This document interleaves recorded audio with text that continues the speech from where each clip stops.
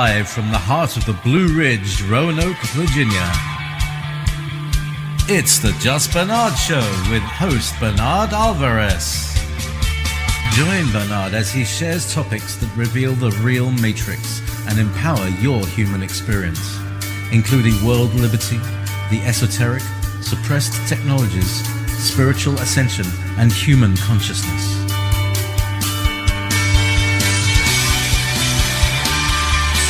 Humanity has awakened, and our time has come to realize our full potential.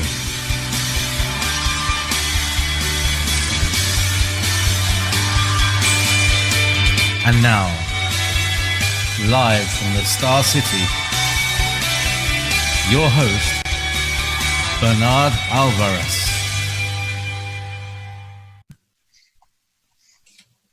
Well, hello, everybody, and welcome to the Just Bernard Show. We are streaming on multiple platforms. Just go to any of my pages, and you can catch us here every Tuesday at 3 p.m. Eastern Time. Today, I'm excited to have a guest joining us to talk about one of my favorite topics. They're all my favorite topic, but I thoroughly enjoy listening to other people's experiences, especially when we're talking about out-of-body experiences, near-death experiences, shamanic experiences, any of these altered states of consciousness that bring us closer to source consciousness and universal awareness. So I'm going to be bringing him on in just a moment, so stick around for that. But anyway, so I'm hoping everybody's doing good this week. I myself have had a very, very nice week. I'm very happy to say I actually had 2 full days off this weekend, which doesn't happen very often. And it was very nice. I ended up watching a movie with a good friend of mine and was able to do a little more Yule season decorating around the house and finish that up. I don't think I'm going to do any more for the rest of the year. I'm done for now. I have a whole box of decorations waiting, and that's enough for now. But the house is festive. I'm feeling festive, and I'm looking forward to enjoying this season, most likely with all of you on a virtual level, since so many of us will not be celebrating face-to-face. So let's do the best that we can to have a great time during this holiday season, and look forward to creating a better year ahead. So with all that, let me go ahead and tell you a little bit about my guest who's joining me today. His name is Stephen Weber, and him and his partner, Katherine Plant, wrote a book called The Place Between Here and There. And the book is based on his own near-death experience. He did go into, if I'm not mistaken, it was a coma, and you can tell us more about that in a moment, where he experienced, the near-death experience, as well as many spiritual insights. And like so many of us, came back with these profound universal insights and awareness, and he is joining us here today to share all of that with all of you. So welcome to the Just Bernard Show, Stephen. Thank you so much for joining us today. Thank you. It's such a pleasure to be here, and I appreciate the opportunity to speak with your audience. Oh, me too. So Stephen, as per all of our guests, tell us a little bit about what you were doing before. What was your life like before this experience? And then by all means, please share with us a bit about what the experience was like for you. Well, it was a day like any other day. I was a biker, I was a Harley rider all my life. And I was out east. I live on Long Island, and out east, it's a very rural community. So I had one Sunday afternoon, I had driven out there, had some barbecue, was on my way back, and just as I was approaching an intersection, a car coming the opposite direction made a left-hand turn. It was an SUV, and it came crashing right into the side of me.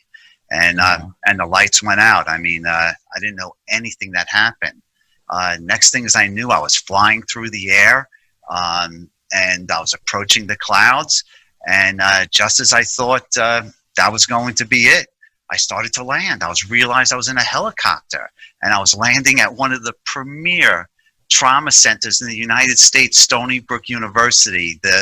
I mean, just dumb luck that I just happened to live by this university hospital, and there was a schoolyard where they can land a helicopter to save me. They rushed me into surgery, did their miraculous miracles. I had a broken spine. They had to stabilize it by putting rods into my spine. My hip was shattered. They had to do very innovative surgery to put my hip back together. But my immediate life-threatening illness was that the injury was that I had internal bleeding, and so they had to get that under control. Several surgeries. They saved my life. And then for the next 3 weeks, to the rest of the world, I was in a coma in my hospital bed. But to myself, I was in a place I called between here and there. It's nothing like I have ever experienced up until that point in life. I'm a computer guy, and I was very, rationalist. Right. 2 + 2 = 4, and the spirit world really wasn't part of my life. Everyone's spiritual, like Christmas and Easter Catholic. That's kind of like what I was, and so, but I took my identity as a Catholic seriously, but I just wasn't a church-going type person, and then to have these experiences, they were so far beyond what I had experienced up until that point. So I'll tell you a little bit about the place. The first place I was at was very similar to my life, to the things that go on in my life every day. It was very close. And here I was taught 3 very incredible lessons. The first lesson was I would learn what I call the language of the universe, or the wisdom of the universe. Basically, I shared everything that I knew, everything that I have learned from my existence with the All That Is. And the All That Is shared all of that information, or at least the information I was ready, with me. So by going through this process, it raised my awareness. All of a sudden, I began to see certain things and understand the universe and the world in a different way. And I'll touch on that in a little bit. But the second thing I went through is that I went through what they call a life review, where I reviewed my life over and over again, based upon not only now my knowledge from learning this wisdom of the universe, but also having experienced it once before. And so then I did my life review, and then I learned so many beautiful things from my life review, and it elevated my consciousness. And from that elevation, I felt such bliss. It really was. It was such a blissful experience. And then after I've gone through my life review many times, I was tested on my knowledge. And these were the 3 most critical things that I experienced in the place between here and there. So if I would just explain, getting back to the first event where I started to sync with the All That Is, the Akashic Record, is that it's not that somebody sat there and said, okay, Stevie, this is Universe 101. Now the first lesson, it wasn't anything like that. It was so deeply rooted in my real life. So at first, my first experience is I was taught how to see spirit in everybody and everything. And the way that I was taught this is that I was presented with a very work-like situation that I experience all the time. Everything was very deeply rooted in my regular life. I didn't see any pretty clouds or rainbows or harps or anything. It was just very deeply rooted in my regular world. And so first I saw people who I knew every day, nothing very odd about it. Then I saw people who I hadn't seen in years, but they appeared just as I remembered them. They hadn't aged.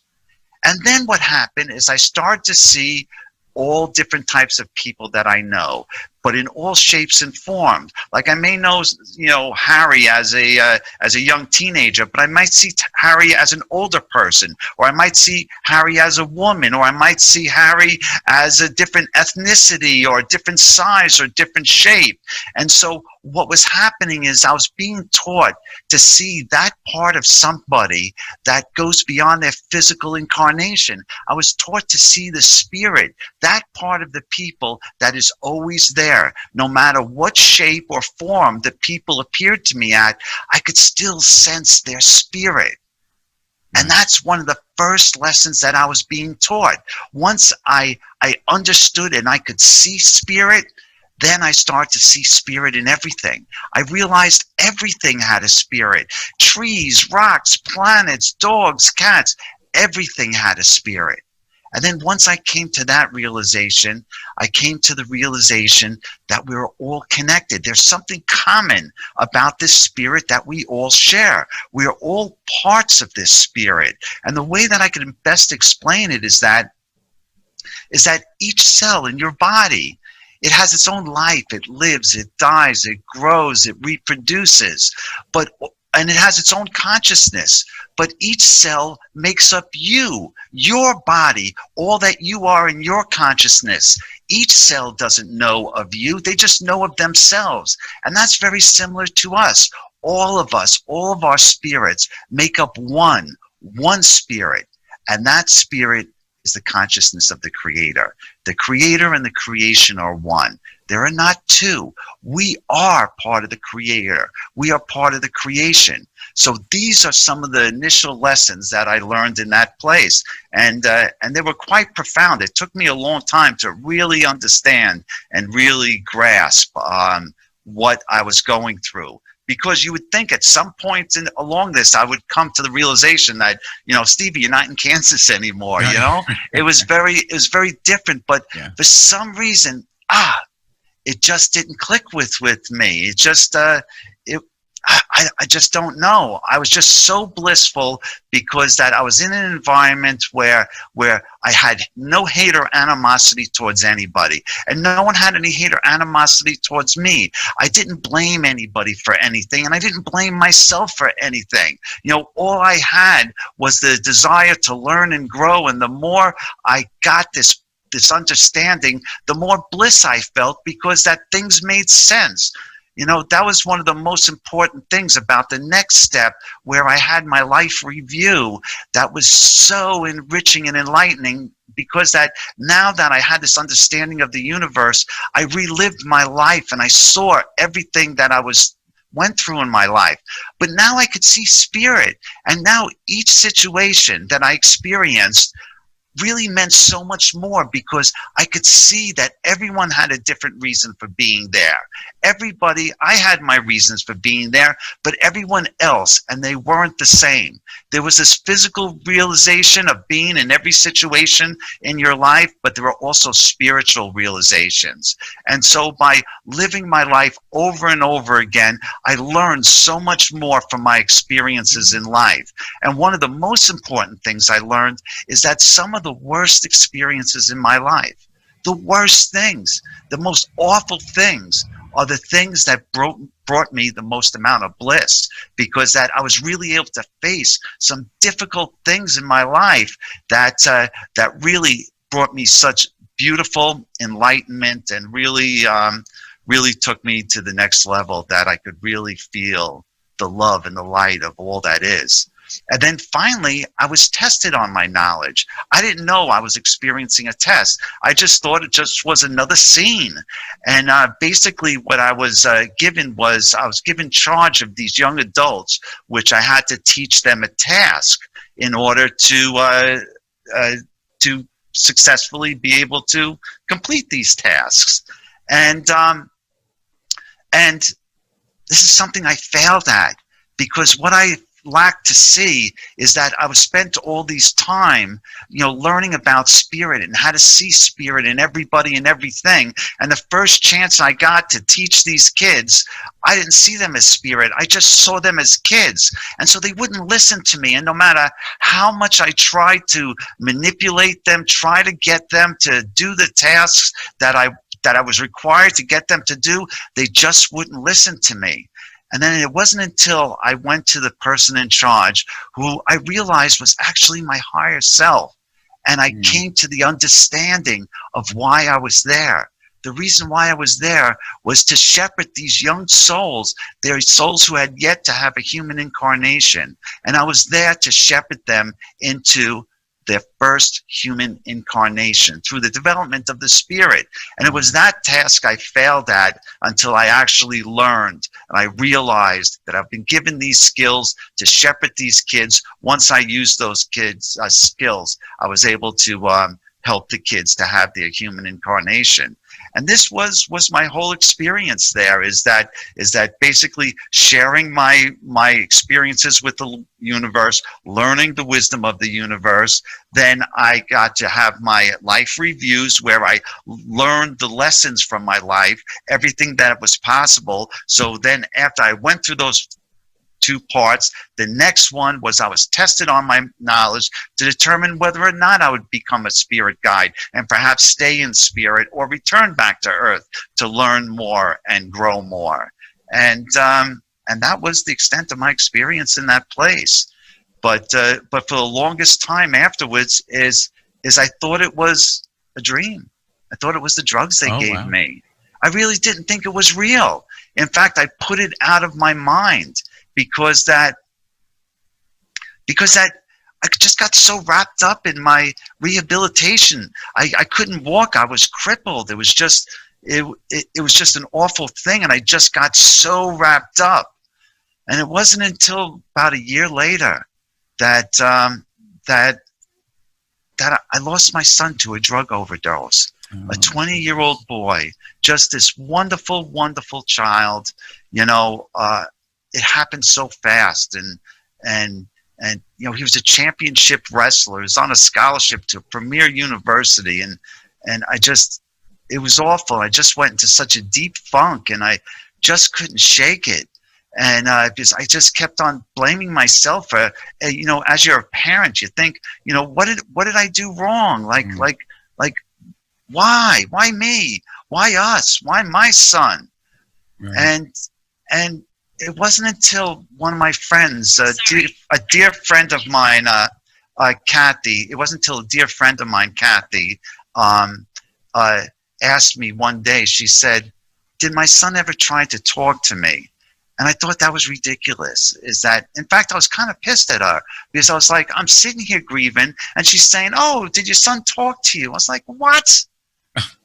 But she got me thinking about it. And the next thing I know is that she has me like making all these little shrines in the woods to Saint Teresa and Catholic saints. And I thought it was all kind of nutty, but I kind of felt the love, because that we would put a prayer stone down there, and we'd put a pen, and people would write little prayers, and I would see all the prayers that people would leave, and I started to feel kind of like Sting in the Message in the Bottle song, that you're not alone in this world, that there's so many other people who have problems too, and we all share that same spirit. It's very similar that I learned in that space, is that we all share the same spirit, and we're all here to help each other and to see each other through life. And it wasn't until I finally came to the realization that my son is in that place where I was, that is blissful and beautiful, and he's learning and growing, and he is happy, and we are going to meet again.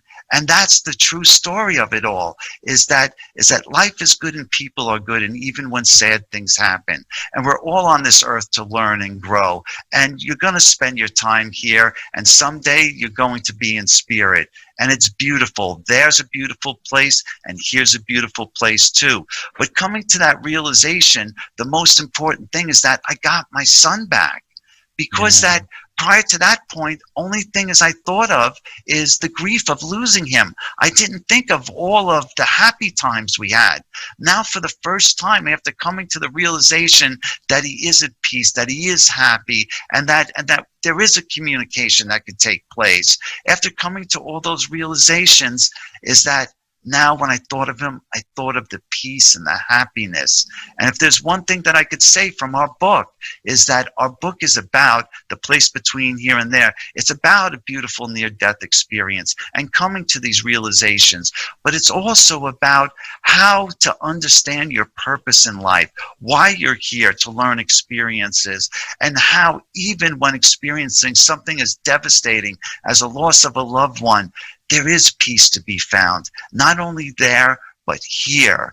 And in finding peace, you open up those channels of communication, and you bring back those love and those memories which you may have lost somewhere in the process. Wow. Absolutely I'm at a loss for words. So thank you because of that. You're good, no, Bernard, you're a good person. I believe in your mission. But thank you so much. And you know, one of the things I can't help but notice is and I don't know how much you've looked into other people that have gone through similar experiences like yourself, whether it be out of body, near death, astral, shamanic, whatever it is.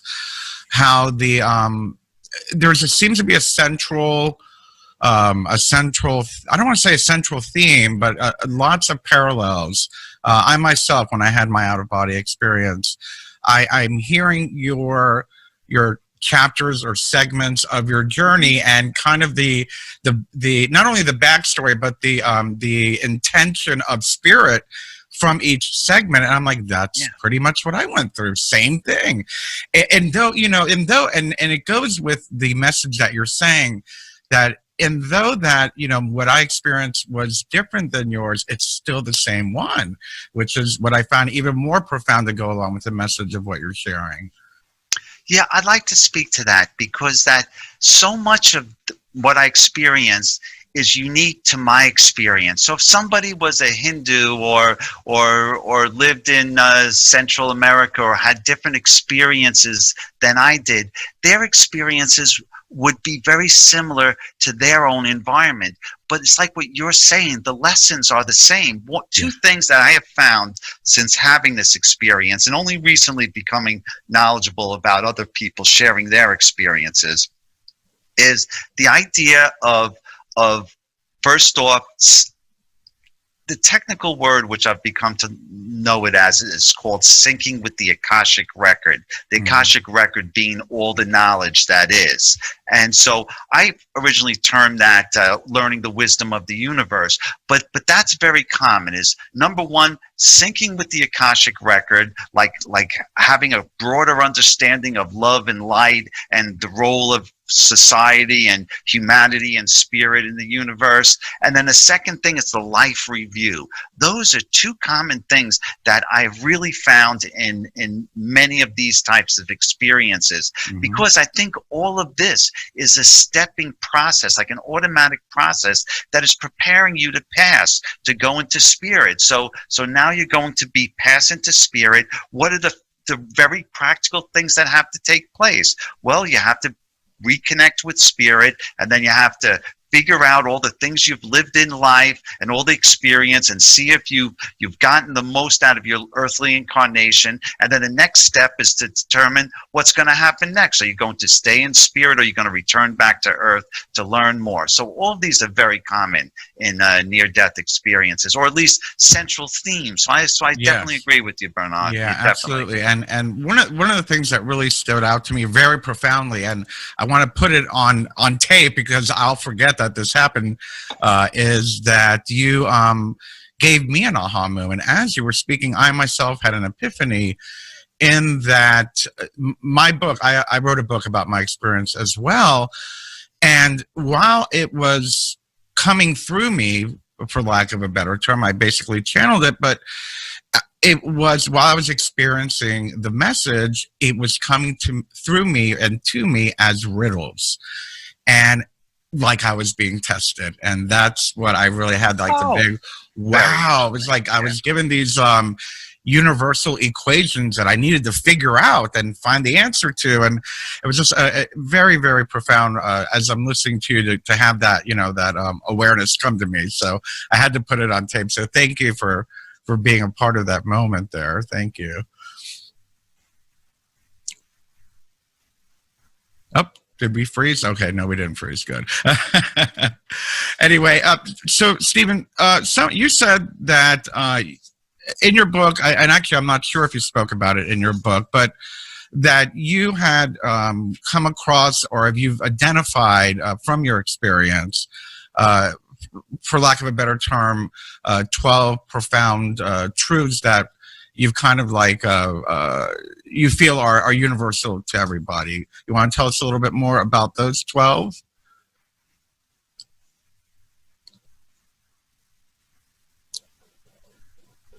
Stephen's the one who's frozen now.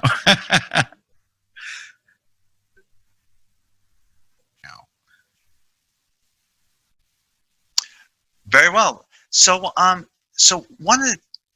when I was in the place between here and there, as we started to begin to talk about some of the lessons learned, we learned that I learned to see spirit.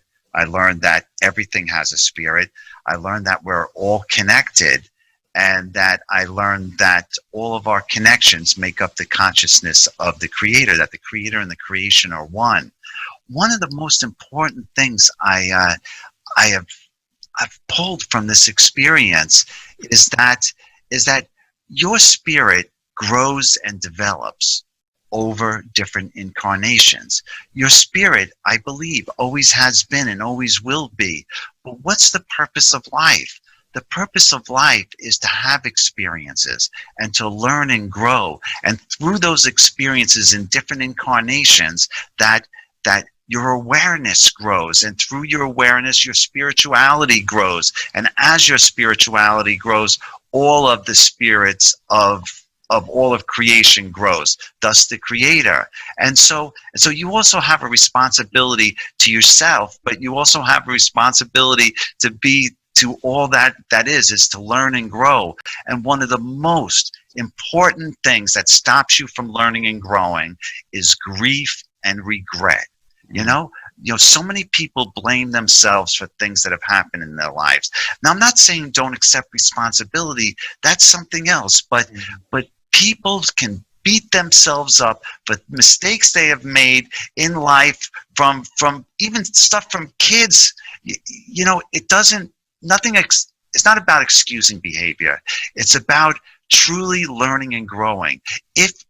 If you have blockages of hate or shame or animosity towards yourselves and others, you're not going to learn the lessons that you have to learn. And keeping in mind, when in that place, some of the most awful lessons I had that I learned through my life review were some of the most important things. So don't have shame or regret towards anybody or yourself, because those really do help prevent you from learning and growing in life. That is one of the most valued experiences that I've learned, especially when dealing with grief. Once you're able to relieve yourself of some of those grief feelings, all of a sudden that weight is lifted, and now communication can take place, because I truly believe that your lost loved ones, in still being connected to Earth, want you to be happy, and through your happiness, that communication can take place. Those are some of the most valuable lessons I've learned that's helped me the most here on Earth. Right. Absolutely. And, I can't help but speak up about the fact that those of us who have gone through these types of experiences, maybe it's different for us because we have experienced it. And what I mean by experienced it is that there is no death. That if someone leaves the planet, it's still them. They're just not in the physical form anymore.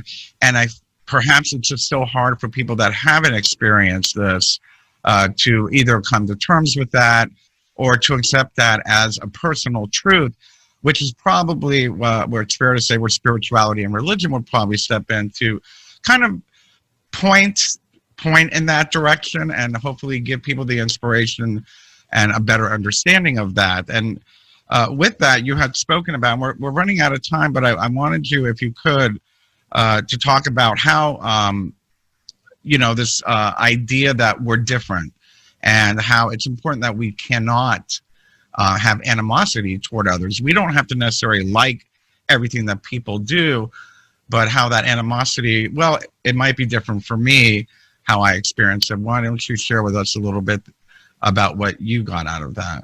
Well, I would definitely wanted to do that, but I just want to talk about that fear of death that you touched on. Yes, please. Because that is, wow. I would say that is one of the greatest forces that are driving anxiety in our society, especially lately with this health crisis that we're all facing, and people are feeling it. And once you can relieve yourself of the fear of death, all of a sudden things change. Like your whole persona towards life and everything else is much, much more peaceful. One one of the things that I learned when meeting my higher self is that my higher self is not just Stevie Weber, all of a sudden, higher self Stevie Weber. No, it's that who I am here is just part of my higher self. It's just, I'm just part of it. I am here to learn new lessons, and lessons that if I were my higher self, I wouldn't be able to learn, because I wouldn't make those mistakes. Yep. You know, in spirit, you learn a lot of book knowledge. It's not until you really come down in human incarnation. I use the term come down like just because that's the way people talk. Right. But just spiritually speaking, is that you come down here to learn those experiences and to grow. So there is a higher self. There truly is. And I guarantee you, one of the things that I always felt is like, oh, I'd be in heaven. I'd be bored all day. You know, what would I do? Play a harp and float on a cloud? It's nothing like that. Right. You're so involved in learning and growing and what's going on. Time goes by, and it's just so different. I just assure you that there is something else, and it is beautiful. And if you spend time and meditate on it, get to that peaceful state of mind, clear your mind, and then allow you to reconnect. You may find yourself in a place where you're starting to connect to your higher self, and once you start to make that connection, you'll become aware of that there is something else beyond what we can see and feel here. Absolutely. And playing into the idea of animosity toward others, when you get to that place, you feel that connection with everybody. You understand we're all going and journeying on our own spiritual path, and that animosity towards others is really animosity towards ourselves as well, perhaps. And that's so true.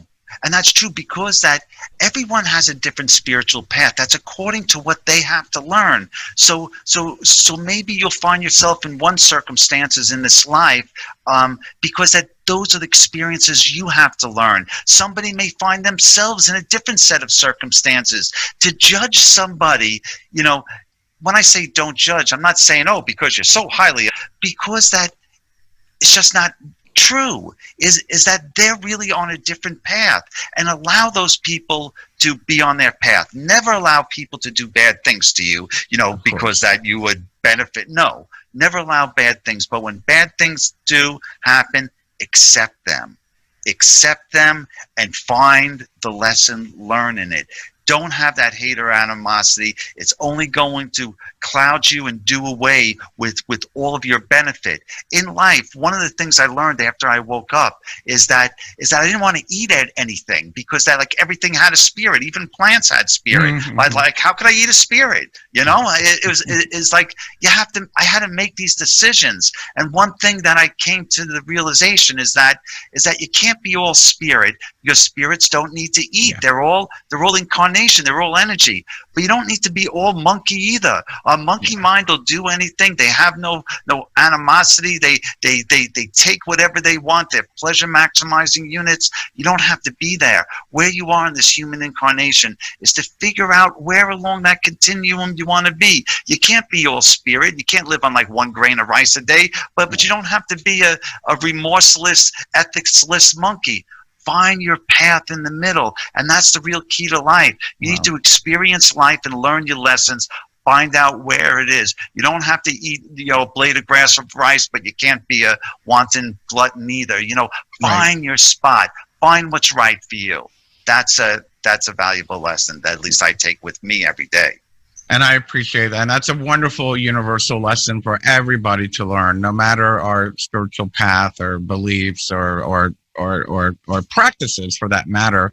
So that's a great place to end the show. With that being said, I want to remind everybody that the book is called Between Here and There, and I'm supposing a lot of this information is in the book. Is that right? Yes, it's called, the name of the book is called The Place between here and there. And we just touched on just a few of the concepts in the book. Right. What I have to say is the book is a fun book. It's a beautiful book. It's a book you laugh with and you feel good about. It's not a sad book, and it's not a book that's all in the ethers. It's about regular life and living life and having a great time and dealing with the ups and downs in life, especially some of the challenges we face here. And it really is. It's written with my co-author and my love, Kathy, and she picks fun of me at the whole time. She tells me I'm so full of myself, and it's true. and it really takes someone who you love to really keep you grounded. And that's great. And the fact that she punches like a man is also a very good benefit to her as well. All right. But where's it's the book available? On Amazon. Yeah, it's available on Amazon in audio book. It's available in Spanish. It's available in Kindle. You know, we have betweenhereandthere.org. It's that's our Facebook page, betweenhereandthere.org. If you just query it, the place between here and there, it'll come up. And we'd love to have you help us with our mission, because the book is just part of it. It's about the book. It's about the podcast. It's about the workshops. It's about the one-on-one. It's about the message. That's what it is. And the book and the podcast are just one way. It's about living life and learning and enjoying life. You know, you could be a guru in the mountain, but it's better to be a guru right here and enjoy life. Absolutely. Well, thank you very, very much, Stephen. It was truly very, very enjoyable and very spiritually stimulating. Thank you. I learned something about myself. I really appreciate it. Stick around after the show for a minute. But everybody, I want to thank you so much for joining us. I just wanted to let everybody know, being that this is the holiday season, I am going to be taking a couple weeks off. But so we will not be having a show next week. However, the following week, I believe that is the 21st or the 22nd. Anyway, it's the solstice. So, of course, I will be performing our annual winter solstice interactive ceremony. And if you look it up, go ahead and Google query and look up the Jupiter-Saturn alignment that is happening that day. We are going to be receiving and aligning with some really wonderful universal energies of change, especially letting go of which we no longer have use for, but not only on an individual level, but on a planetary level. So I will see you all I'll see you all then. Until then, have a great week. Have a great couple of weeks. I love you all. Bye-bye.